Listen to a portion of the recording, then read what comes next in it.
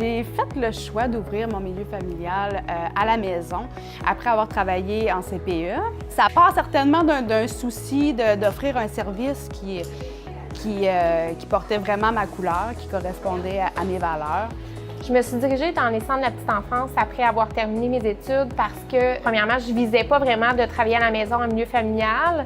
Ça ne me ressemblait pas de rester à la maison. J'avais besoin d'une équipe de travail. Ce qui m'a dirigé vers le service de garde scolaire, c'est que pendant ma formation, on touchait un petit peu à tout. Avec les stages, j'ai fini par voir, c'est vraiment ce qui m'intéressait.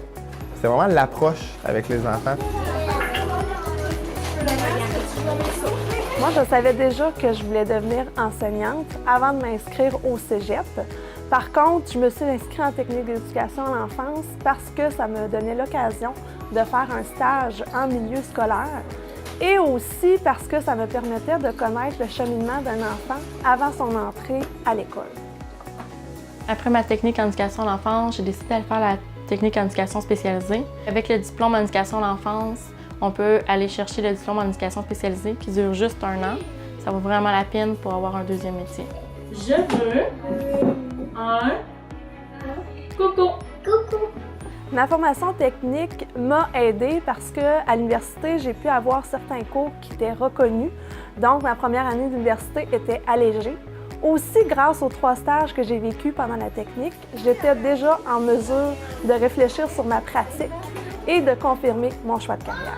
C'est un gros plus d'avoir fait ma technique d'éducation à l'enfance parce que justement, j'étais déjà habituée à être en contact avec les enfants, puis surtout avec les parents, parce que là, comme cette année, là, je suis à la passe-partout, donc j'ai vraiment plus de contact avec les parents. Ce que j'apprécie le plus de mes journées, c'est quand les enfants réussissent les petits défis que je leur mets au travers de mes activités. Puis ce qui me rend encore plus heureuse, c'est quand ils sont capables de les utiliser au quotidien. Bravo, Félix-Antoine.